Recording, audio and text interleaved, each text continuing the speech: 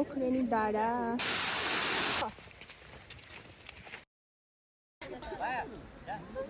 जुगा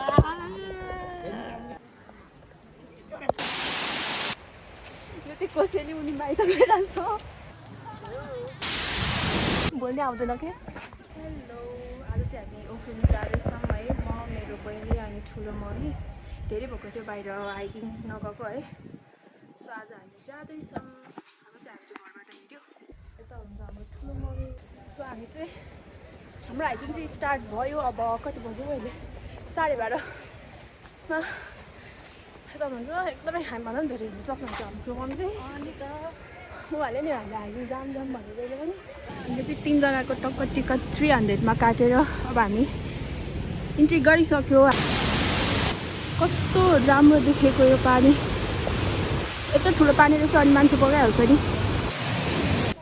हामीले चाहिँ हाम्रो ब्याग चेक गराएर यो माथिको सबभन्दा माथिको आर्मीवाला पोस्टमा अब हाम्रो चाहिँ इन्ट्री भइसक्यो है त अब चाहिँ हामीलाई लगभग 2 घन्टा आधा जस्तो लाग्छ हामी बिस्तारै हिँड्छौँ फोटो खिच्दै हिँड्छौँ अनि अर्को कुरा मैले पहिलाको भ्लगमा पनि भनेको थिएँ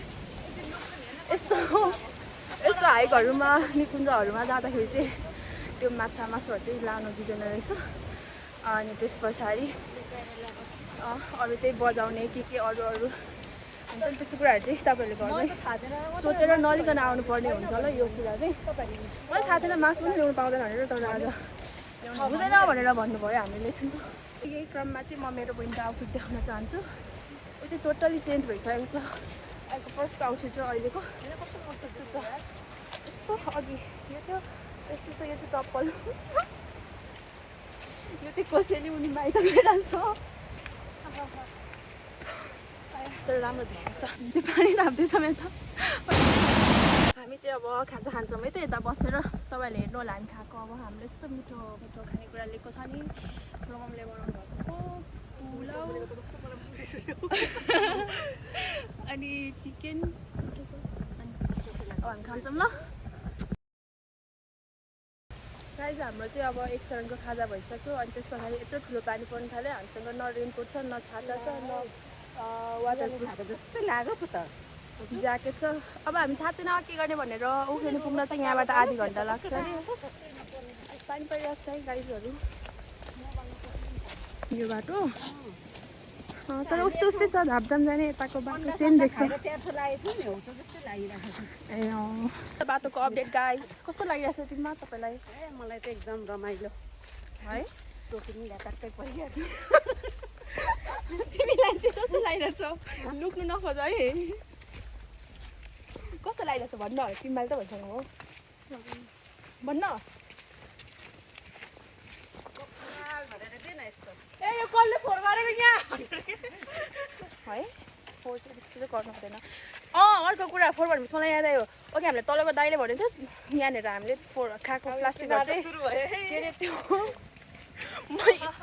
म अघि नबढ्नुको कारणै यो हो नि त मैले अलिकति बोल्न थालेँ कि यसको नाटक यसको त्यो भन्नु थालिहाल्छ हुन त हो पनि मैले ब्लग नै लाउँदिनँ है तर यसपालि लाउँछु म एक दुई महिना 15 दिन जस्तो लाग्छ होला गर्न एडिट गरेर अनि त्यस पछाडि के अरे म यो सुनगढी जल साइडको हाइकिङ चाहिँ सबै भ्याइसकेको छु होइन लगभग तर ओखरेनी चाहिँ गएको थिएन क्या त्यही भएर ओखरेनी चाहिँ मेरो फर्स्ट टाइम हो गाइस अनि आइएम भेरी एक्साइटेड ओखरेनी भन्दा परतिर झर्ना पनि रहेछ नि त त्यहाँ चाहिँ आज हामी नजाने भनेर प्लान भयो ओखरेनीमा के अरे पौडी खेल्ने ठाउँ छ अरे नि त मेरो बहिनी चाहिँ ऊ चाहिँ पहिले पनि गइसकेको हो कि त्यही भएर यस्तो प्रिपेयर भएर यस्तो मजाले लुगा लगाएर आएको हो के अरे पौडी खेल्ने ठाउँ छ अरे एकदमै धेरै एक्साइटेड छु ल म चाहिँ पानीमा डुब्नलाई होइन ल भिज्नलाई अगाडि त अर्कै झर्ना आयो नि यार त्यही हो न चाहिँ झर्ना छ ल यो झर्ना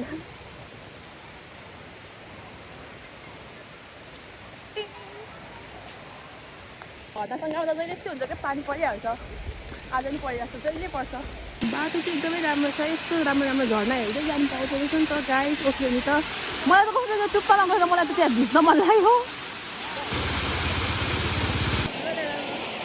भिज्दै भए पनि मजाले गीत आउँदैन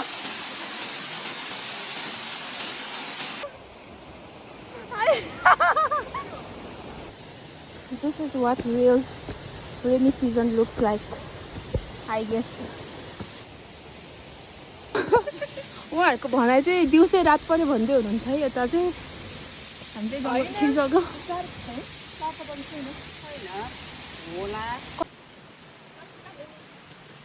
सो गाइस हामी चाहिँ ओखलेनको डाँडा पुग्नै लाग्यो ल। भिज्दै भिज्दै भए पनि आइपुग्यो आउन चाहिँ पुगिसकेको हो। फाइनली गाइस पानी पर्न अलिक कम भयो। अब चाहिँ हामी ओखलेन डाँडा आइपुग्यो। अब हामी ओखलेन डाँडामा यस्तो फोटो खिचेर त्यस पछाडि हामी झर्ना जान्छौँ। अहिले मैले चाहिँ मेकअप पनि गरिसकेँ। पहिलोचोटि हाइकिङमा मैले मेकअप गरेँ। अनि यो चाहिँ मेरो नेल पलिस है, यस्तो राम्रो लाग्यो नि। ओखलेनी डाँडा मान्छे चाहिँ धेरै।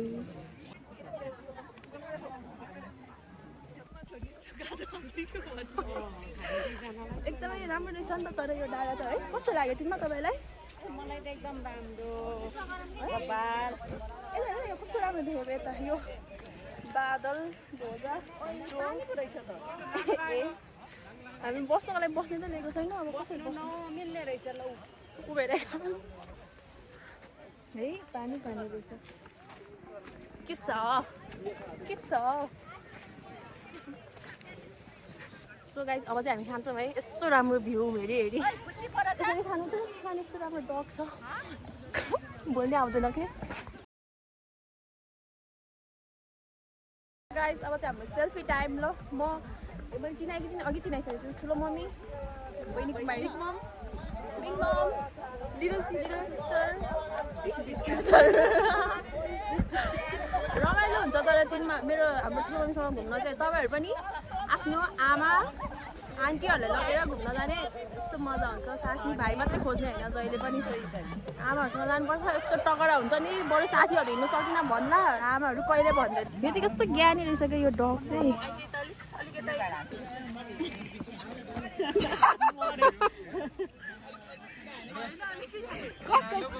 कसको फ्यान रे? कसको फ्यान रे? गो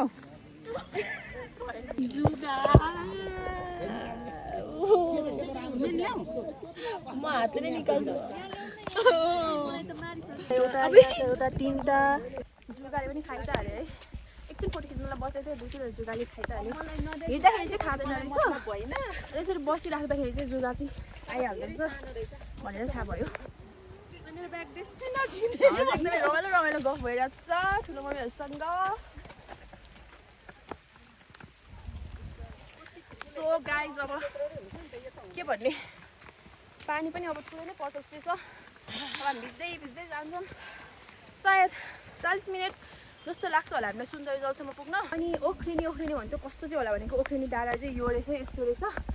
राम्रो छ, एकदमै राम्रो छ। चोर चाहिँ यसमा चाहिँ तपाईँहरू पिकनिकहरू ग्रुपमा आउनुभयो भने एकदमै रमाइलो हुने खालको रहेछ। टेन्ट पनि लाउन मिल्ने एकदमै राम्रो ठाउँ छ यो डाँडामा चाहिँ। भ्यू एकदमै राम्रो देख्छ। एक किसिममा बादल चढेर आउने, पानीको त भरोसा छैन तर जे होस् राम्रो लाग्यो। त्यस्तो धेरै पनि हाइक गर्नु पर्दैन, सानो थोरै समयमा राम्रो ठाउँ चाहिँ हो जस्तो लाग्यो मलाई चाहिँ ओखलेनी होइन। हाम्रो चाहिँ खासमा झर्ना पनि जाने प्लान थियो। झर्नामा गएर यसो छ्याप्लाङ छुप्लुङ गरौँ भन्ने थियो है। पानी पर्यो त्यही भएर हामी आउँदैनौँ। सो हामी चाहिँ अब यहीँबाट फर्क्यो। This is all what we've got today. Bye bye.